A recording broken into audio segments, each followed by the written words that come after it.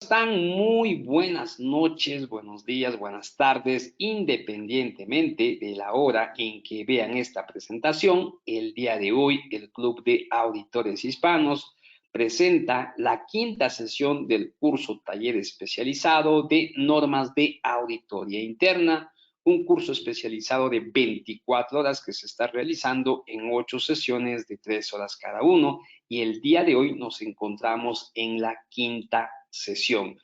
Curso a cargo del doctor Armando Manuel Villacorta Cabero de Perú, especialista en temas de auditoría, conferencista a nivel nacional e internacional. Para nosotros, como siempre, un honor, un privilegio poder contar con el apoyo y la colaboración del doctor Armando Villacorta a favor de los asociados de la membresía del Club de Auditores, como también de nuestros clientes, seguidores y suscriptores. Doctor Armando, ¿cómo está? Muy buenas noches. Tiene usted el micrófono habilitado. Iniciamos con nuestra sesión que nos convoca para el día de hoy. Bien, Edu, buenas noches con todos. Vamos a dar inicio a esta semana. Como siempre, privilegiando la puntualidad y por otro lado, tratando de llevarlos en este concepto de auditoría de una manera gradual. Hasta ahora hemos revisado toda la sección 1000 correspondiente a tributos y de la sección 2000 hemos avanzado en lo que es propiamente la organización de una auditoría. Luego, la naturaleza de los servicios, que los revisamos en la sesión anterior. Y ahora vamos a entrar a la planificación y al desarrollo de programas de auditoría. ¿Sí? Entonces, vamos empezando revisando la sección 2200. La sección 2200 nos comenta o nos dice que los auditores deben elaborar documentos, ¿no? Que soporten su plan para cada trabajo. O sea, aquí estamos hablando no del plan anual, sino de ya la asignación que se les ha dado específica. O sea, revisar un proceso, una oficina, una sucursal, una actividad, una disposición, la aplicación de alguna disposición legal, ¿no? Entonces, en cada trabajo debe haber un alcance relacionado con objetivos consensuados con la parte auditada, un tiempo asignado y, lógicamente, auditores que formen parte del staff, ¿no? El plan debe considerar las estrategias, los objetivos y riesgos relevantes en el trabajo, ¿no?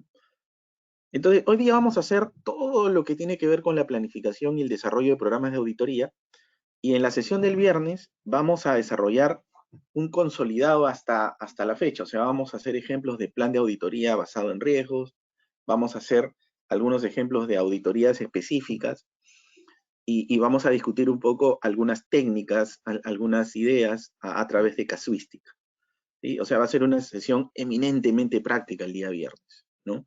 Hoy día lo que vamos a hacer es una combinación todavía. Vamos a seguir leyendo las normas porque necesitamos revisarlas, pero con las normas que hoy día terminamos, ya tenemos la posibilidad de armar un trabajo de auditoría y obtener hallazgos, que eso nos va a servir para las dos últimas sesiones que son en la semana siguiente, donde vamos a trabajar el tema de informes y otras herramientas que nos van a servir para el entendimiento general. Y cerramos, lógicamente, con la parte de evaluación de calidad, ¿no? Que es un tema que dijimos que lo vamos a volver a tocar en la última sesión. Esa es más o menos la hoja de ruta para que ustedes, digamos, tengan un panorama que está en el syllabus también del programa, pero que de alguna forma vamos avanzando y trasladándolo, ¿no? Bueno, en la planificación, cuando a mí me dicen que tengo que auditar un área específica, una actividad, la idea es, primero, analizar ahora, en función al entendimiento de riesgos que ya tiene la organización, las estrategias y objetivos de la actividad que está siendo revisada. Dependiendo del tipo de negocio, podemos tener actividades vinculadas al proceso de ingresos, al proceso de gastos, al proceso de inversión o al manejo de recursos, ¿no?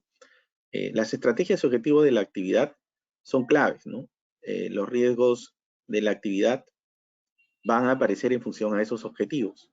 O sea, cada actividad se enfrenta a riesgos, tanto externos como internos, ¿no? Entonces, en la auditoría lo que nosotros tenemos que hacer es consensuar con el auditado las consideraciones del trabajo, porque como damos un servicio, necesitamos que el que recibe el servicio tenga claro lo que va, la labor que vamos a efectuar, ¿no? O sea, digamos, haciendo analogías, ¿no? O sea, si yo voy a tomar un servicio de taxi para irme a algún lugar que es mi objetivo, tengo que consensuar con el taxista, ya sea de aplicativo o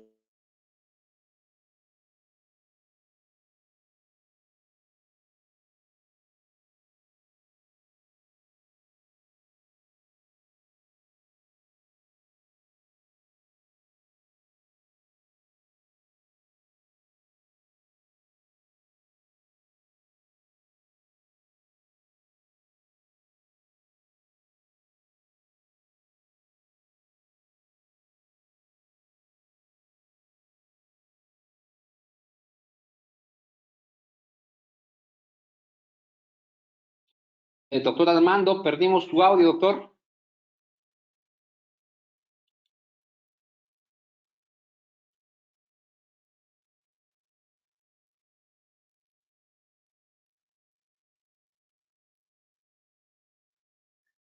¿Hola?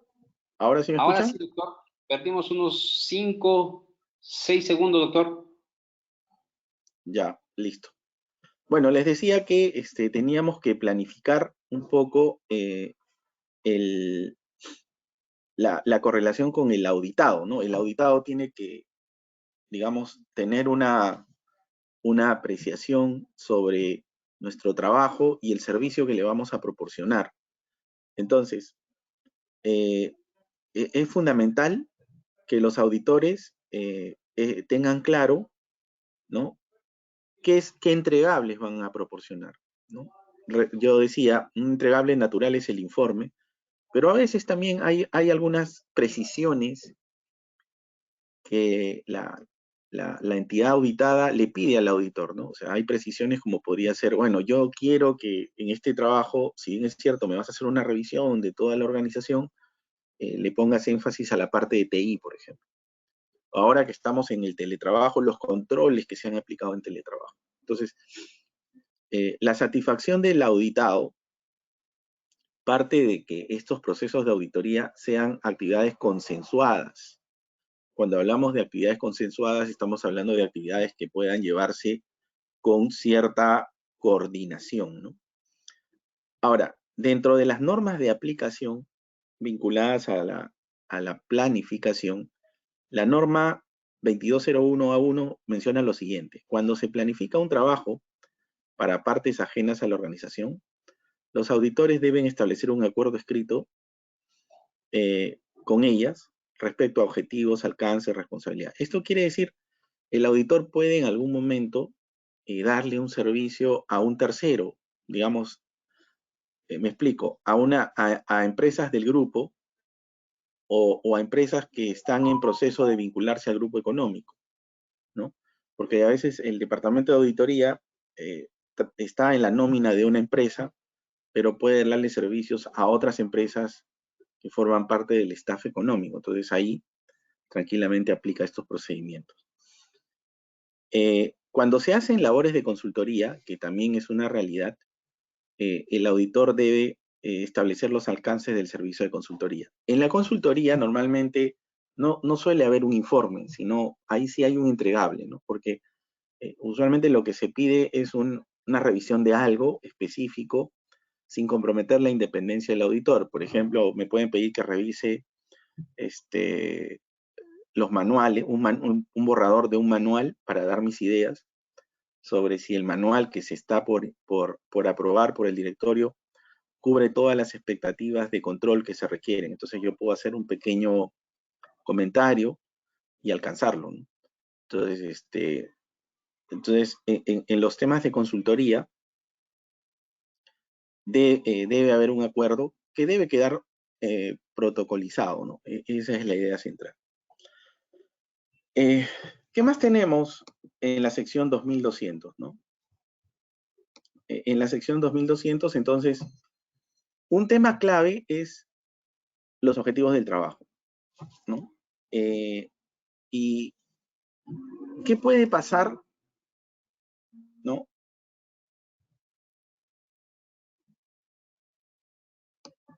¿Qué puede pasar? Bueno, lo que puede pasar es que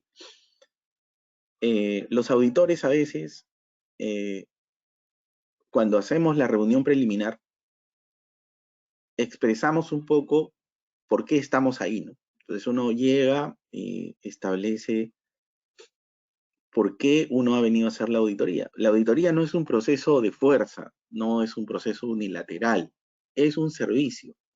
Y al ser un servicio, se requiere que el que va a recibir el servicio, pues tenga claro por qué estamos ahí, ¿no? Entonces decimos, bueno, nosotros hemos venido por encargo del directorio que ha aprobado un plan anual de trabajo donde su área ha sido seleccionada por ser un área compleja para la organización y nuestros objetivos son A, B, C, D, E. O sea, tengo que establecer qué es lo que voy a revisar, ¿no? Para que la contraparte me pueda ayudar y podamos tener un efecto colaborativo.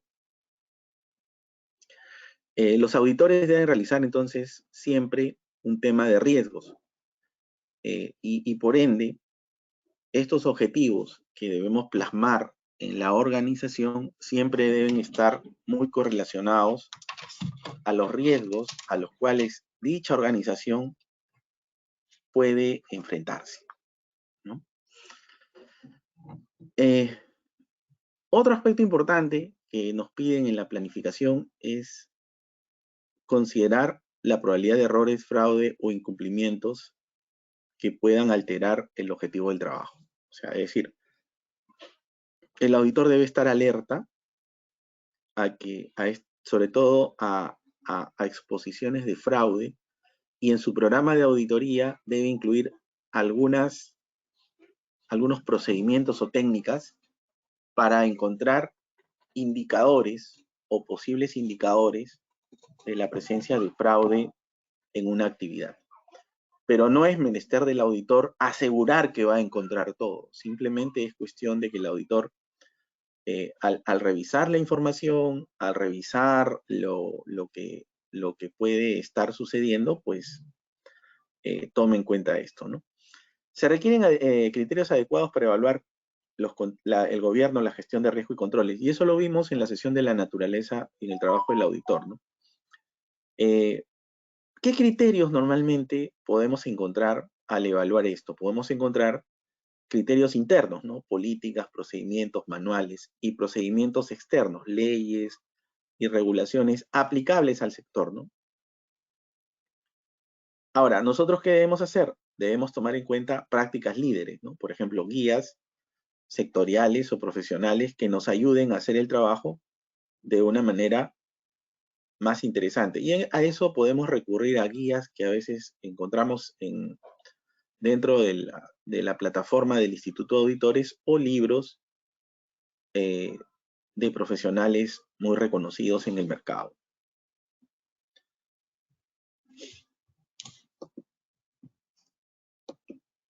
Entonces, el alcance del trabajo debe ser suficiente, el alcance del trabajo debe ser suficiente para satisfacer los objetivos. El alcance debe tener en cuenta sistemas, registros, personas, bienes relevantes, incluso aquellos que están bajo el control de terceros. Recuerden que nosotros, ¿qué buscamos?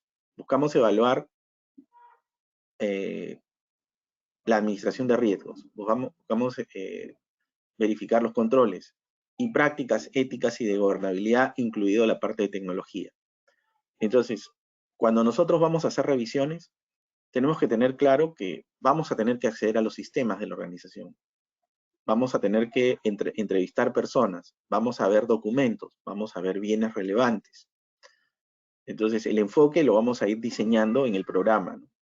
Y vamos a utilizar diferentes técnicas, entrevistas, visitas, inspecciones, que son elementos clave, ¿no?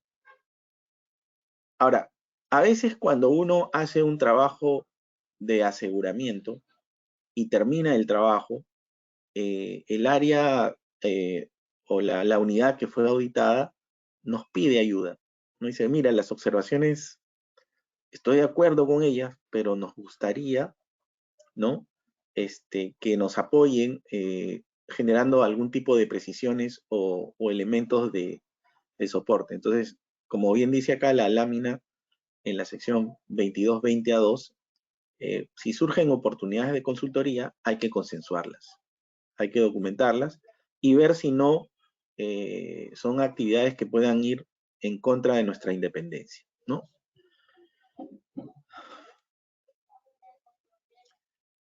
Durante los trabajos de consultoría, los auditores deben estar conscientes y alertas de todos los asuntos de control y lógicamente tenemos que tener cuidado de no caer en problemas de objetividad.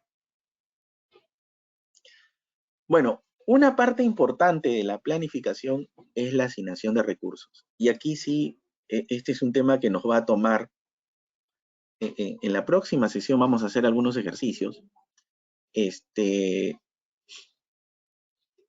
Nos va a tomar tiempo porque el gran problema de un auditor es asignar apropiadamente los recursos. Los recursos tienen que ser asignados y para que eso suceda, las normas dicen deben ser adecuados y suficientes. ¿Qué significa adecuados? Se refiere al equilibrio entre conocimiento, actitud y otras competencias necesarias para realizar el trabajo. Entonces, señores, lo primero que yo tengo que hacer antes de comenzar a hacer una labor de auditoría interna es evaluar mis cuadros, mis recursos, personas. ¿Con cuántas personas yo cuento? ¿Con 5, con 7, con 10, con 25, con 30? ¿No? Recuerden que cada persona en promedio trabaja 1.800 horas al año, quitándole vacaciones, capacitaciones. Entonces, el número de recursos que yo tengo va a determinar la capacidad de mi servicio en horas. Nosotros lo que ofrecemos son horas de trabajo. Yo no puedo revisar toda la empresa si somos 2 personas. Alguna vez le pregunté a una auditora en otro país, en Costa Rica, no en Perú, le pregunté, usted, si tuviera que revisar toda su empresa solo le ha asignado 2 recursos, y usted, o sea, eran 3 personas, ¿cuántos años se demoraría en revisar toda la compañía? Y me dijo, tranquilamente 8 años, ¿no? O sea, es decir, cuando nosotros hablamos de los recursos, tenemos que hablar de la cantidad de horas que necesitamos para hacer un trabajo de auditoría. Un trabajo de auditoría no se hace en un día, salvo que sea un arqueo de caja, pero normalmente un trabajo de auditoría toma varias horas. Entonces, puede tomar una semana, hay algunos trabajos que toman 2 semanas, hay trabajos que pueden tomar un mes, ¿no? Pero todo depende de la cantidad de recursos. Y ahora viene el otro aspecto, ¿no? Los conocimientos, es decir,